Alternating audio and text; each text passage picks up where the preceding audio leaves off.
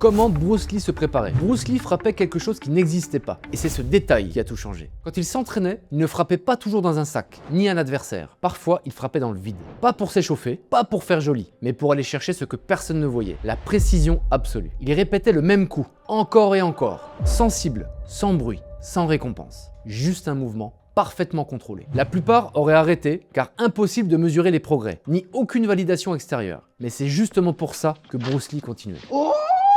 Parce qu'il avait compris quelque chose que peu acceptent. Ce qui fait la différence, ce travail, quand rien ne se voit encore. Avant les résultats, avant la reconnaissance, avant la réussite. Pendant que les autres attendaient d'être prêts, lui s'entraînait dans l'ombre. Quand les autres avaient besoin d'un cadre parfait, lui se le créait. Il développait son edge en visualisant, même quand il n'y avait rien à frapper. La majorité abandonne parce qu'elle ne voit pas encore d'impact. Mais ceux qui s'accrochent quand rien ne semble exister finissent par créer quelque chose que tout le monde remarque.